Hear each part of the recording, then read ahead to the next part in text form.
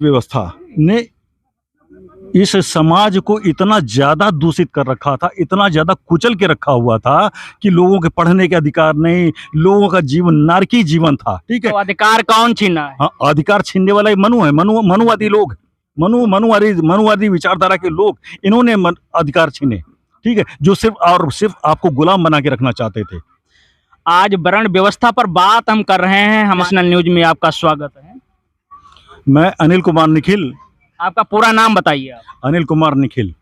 जो वर्ण व्यवस्था है तो कौन बनाया है, किसने लागू किया है, इस पर क्या कहेंगे आप? वर्ण व्यवस्था वैदिक व्यवस्था है, ठीक है ना, लेकिन ये हाँ, वैदिक व्यवस्था कौन बनाया है? वैदिक व्यवस्था किसकी है? वैदिक व्यवस्था हमारे सप्तऋषियों की देन है और इसमें मनु आता ही नहीं। मनु की व्यवस्था जो है ये महाभारत काल के बाद से शुरू हुई है।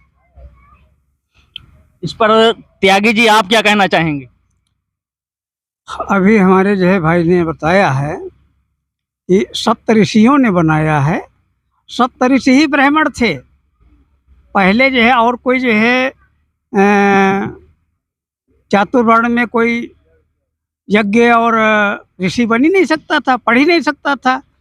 तो जो पढ़ा लिखा होगा वही जो है चालाकी से कोई चीज़ बनाएगा, किसी को जो है नीचा बनाएगा, किसी को ऊंचा बनाएगा। सप्तऋषि भी तो ब्राह्मण ही थे, ये ब्राह्मणी व्यवस्था ही है।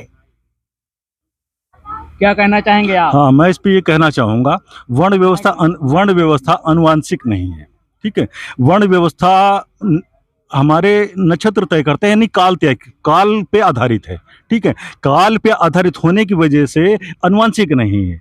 अनुवांशिक न होने की वजह से ये हमारा बपौती नहीं हो सकती कि मैं ब्राह्मण ही हूँ या मैं क्षत्रिय हूँ, सिर्फ या मैं, क्योंकि ये सब काल पे निर्भर करता है। इस वजह से ये जन्मजात नहीं हो सकती। एक ही घर में 4 वर्ण हो सकते हैं, एक घर में 2 वर्ण हो सकते हैं, एक घर में एक ही वर्ण। वर्ण व्यवस्था कौन बनाया? तो वर्ण व्यवस्था का आधार मैंने बताया काल है, नहीं समय। काल का मतलब है तो सिर्फ समय। ठीक है, कि हमने ऋषियों ने देखा वनस्पतियां उस समय जब वर्ण व्यवस्था लागू थी तो मनुस्मृति के आधार पर शूद्रों को क्यों वर्जित था पढ़ने लिखने का? नहीं, मुझे लगता है कि इस पे और थोड़ा सा मैं बोलना चाहूंगा। ऋषियों ने देखा ये धरती 4 वर्णों के, यानी कि काली मिट्टी, लाल मिट्टी, पीली मिट्टी, सफेद मिट्टी। ठीक है, ये 4 वर्ण बताते हैं। इसी तरह वनस्पतियां हमारी, ठीक है, लाल फूल वाली, नीले फूल वाली, सफेद फूल वाली, दूसरे फूल वाली, इस तरह ये पीले फूल वाली। ठीक, ये 4 वर्ण की वनस्पतियां, 4 वर्ण की जमीन, पानी भी 4 वर्ण का। आपने देखा होगा कौन कौन से पानी है वर्ण, बताइए आप। मैं बताता हूँ। 4 वर्ण में जो रंग आता है, एक सफेद रंग आता है, दूसरा नीला रंग आता है। वाटर तो एक ही तरीके के पानी होता है भाई, बात को समझिए। मैं इसका प्रत्यक्ष उदाहरण भी देता हूँ। जहाँ पे संगम तट है, संगम तट पे 3 धाराएं एक साथ मिलती थी। ठीक है, सरस्वती चूंकि पीछे गायब हो गई, इस वजह से चौथा वर्ण आप वहां नहीं देख पाते हैं। लेकिन यही नेचर का सत्य है कि हर चीज 4 वर्ण की है। चारों वर्ण का आप अगर वैश्विक रूप से अगर इंटरनेट पे देखते होंगे तो 4 वर्ण के समुद्र भी हैं। अलग अलग पानी, रंगों का पानी वहां नजर आएगा। अच्छा, इस पर क्या कहना चाहेंगे? क्या रंग, क्या चारों जो वर्ण व्यवस्था है, जैसे जो अभी पानी वाली व्यवस्था बता रहे हैं, क्या 4 व्यवस्थाएं हैं पानी की? वर्ण व्यवस्था जो है बाहर से आए हुए ब्राह्मण, जिनको आर्य कहते हैं, इन्होंने अपने को यहाँ स्थापित करने के लिए भारत में 4 वर्ण बनाए और चारों में इस तरह भेद कर दिया कि तुम पढ़ने लिखने की जो है तुमको आज़ादी है, तुम पढ़ लिख सकते हो, पढ़ा लिखा सकते हो, और तुम जो है ज्ञानवान हो। और दूसरे को उन्होंने दिया कि तुम जो है केवल शस्त्र रख सकते हो, तुम जो है राज्य चला सकते हो। तीसरे को दिया तुम व्यवसाय चला सकते हो। चौथों को दिया तुम खाली जो है सेवा कर सकते हो, इसके अलावा तुमको जो है भोजन पानी यथाउचित मिलेगा। बाकी जो है ये है वर्ण व्यवस्था। और इसमें वर्ण को रंग से मत जोड़िए। वर्ण व्यवस्था अगर जो है क्षत्रियों ने बनाया होता तो क्षत्रिय नंबर 1 पर होते। अगर वर्ण व्यवस्था वैश्यों ने बनाया होता तो वैश्य नंबर 1 पर होते। अगर वर्ण व्यवस्था शूद्रों ने बनाया होता तो शूद्र नंबर 1 पर होते। इससे विदित होता है कि वर्ण व्यवस्था ब्राह्मणों ने बनाया, जो विदेशी थे, बाहर से आए हुए थे, यूरेशिया के थे और हमारे देश पर जो है काबिज और इस्टेब्लिश होना चाहते थे, इसलिए उन्होंने वर्ण व्यवस्था बनाया। आज हर पदों पर, हर जो है कार्यालयों में, हर ऊंचे ओहदे पर ब्राह्मण बैठे हुए हैं और बाकी लोगों को जो है नकारा समझ करके जो है शोषण कर रहे हैं। आप वर्ण व्यवस्था कैसे क्या बता रहे हैं, बताइए। मैं वर्ण व्यवस्था पे ये कहना चाहता हूँ, देखिए यहाँ पे एकाधिकार की बात नहीं है। यहाँ वर्ण वर्ण व्यवस्था की अगर बात होती तो हमारे 4 वर्ण आज भी देखने को मिलते, लेकिन ऐसा दिख तो नहीं रहा। हम लोग यहाँ जातियों में बैठे हुए हैं, आप वर्ण की बात कर रहे हैं। तो जातियों में कौन बांटा है? नहीं, जातियों में बांटने वाला ये असुर जो मनु है, ये मनु है। कौन है? मनु, जिसका आप देखते होंगे कि मनु के संविधान जो लागू करना चाहते हैं, ठीक है। मनु का संविधान कौन लागू करना चाहता है? ये मनु जो है, ये महाभारत काल के बाद से महाभारत काल तक आप कोई भी ग्रंथ उठा के देख लीजिए, किसी भी ग्रंथ के जो उसके अंदर जो पात्र हैं, पात्र के नाम से आप कोई भी वर्ण का पता नहीं लगा सकते। वर्ण का पता ही नहीं लगा सकते कि महाभारत काल में ले लीजिए, राम के समय, रामायण से किसी भी पात्र को, रामायण तो कहते जैसे ब्राह्मण तो मुख से पैदा है। तो हाँ, उसके बाद मैं करता हूँ। देखिए, एक काल जो मैंने बताया, वर्ण व्यवस्था काल आधारित है, समय आधारित है, ठीक है। ये समय जो है काल चक्र हमको सिर्फ काल चक्र के कारण ही ये जो परिवर्तन दिखाई दे रहा है धरती में, पुष्पों में, पानी में, या हमारे भीतर जहनी रूप में हमारे भीतर भी, ठीक है, ये काल की वजह से आ रहा है। आप संविधान मानते हैं, नहीं मानते? बिल्कुल मानता हूँ, बिल्कुल मानता हूँ, मानते हैं। बिल्कुल मानता हूँ। तो बाबा साहब की प्रतिज्ञाएं भी मानते होंगे? बिल्कुल मानता हूँ। जैसे कहा था ब्रह्मा विष्णु महेश को नहीं मानेंगे, 22 प्रतिज्ञाओं को, 22 प्रतिज्ञाएं मानते नहीं मानते हैं? बिल्कुल मानता हूँ, 22 प्रतिज्ञा मानता हूँ। तो वैदिक धर्म फिर उसमें ये तो सनातनी धर्म।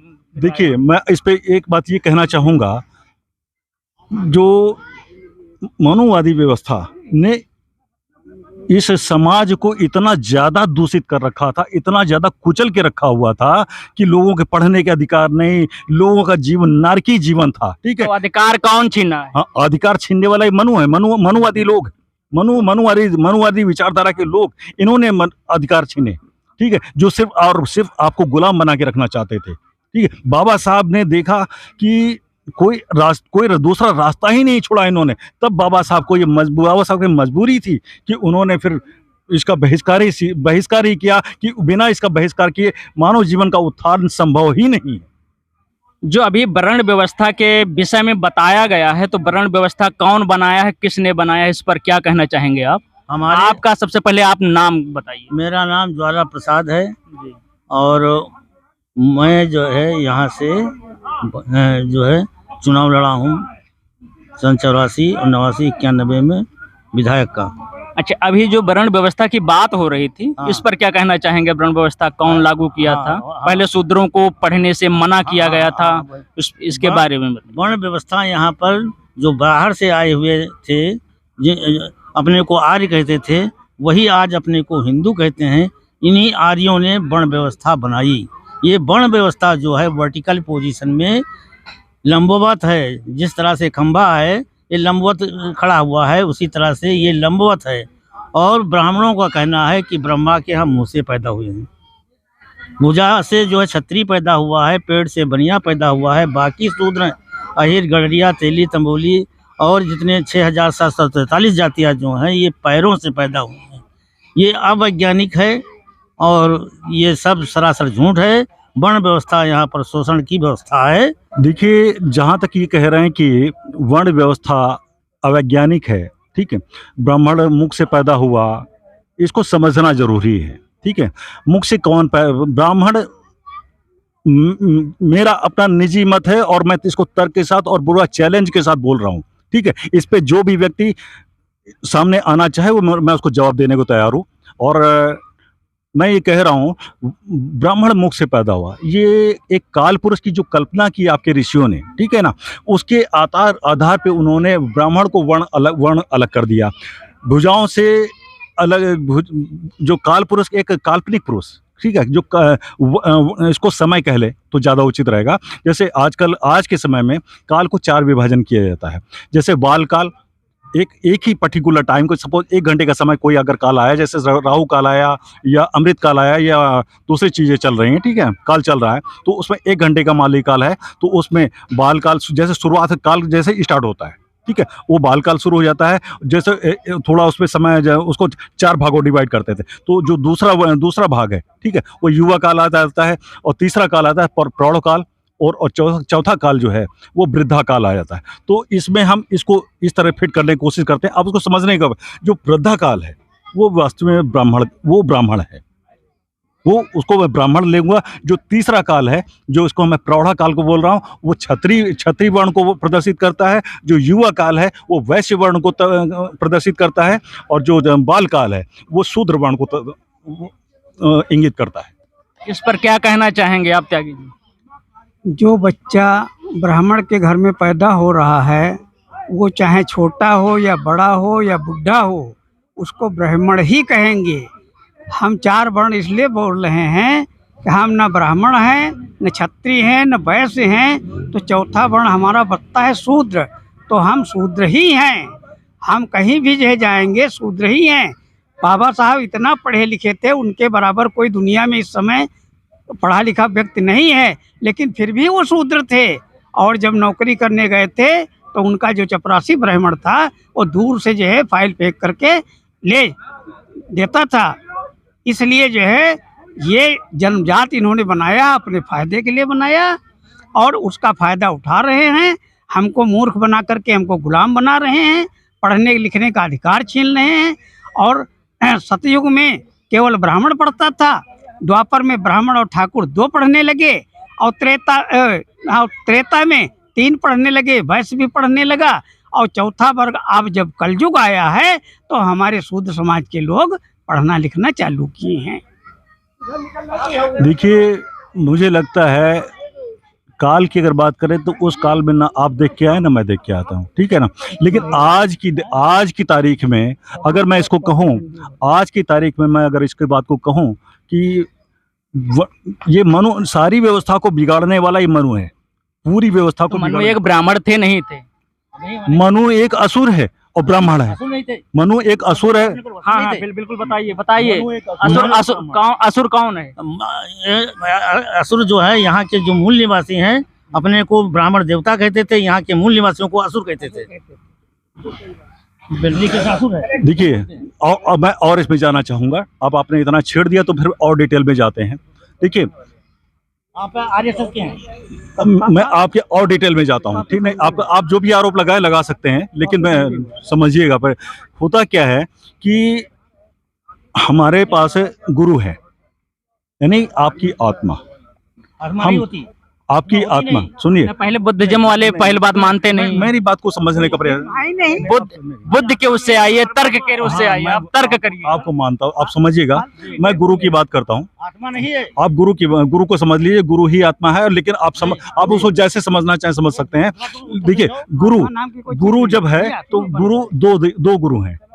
गुरु यानी बताइए गुरु जो बता रहे हैं, 2 गुरु हैं, कौन से? ये खुद ही बताएंगे। गुरु जो है, गुरु माने उनको सामर्थ्य नहीं होगा इस बात। अरे क्यों नहीं समर्थ है? गुरु माने महान, जो वजन चीज है वो गुरु है। जैसे गुरुवार है, जो 7 दिन है उसमें गुरुवार, उसी से गुरु जो है सक्षम होता है, हर चीज से सक्षम होता है और ज्ञान से परिपूर्ण होता है गुरु।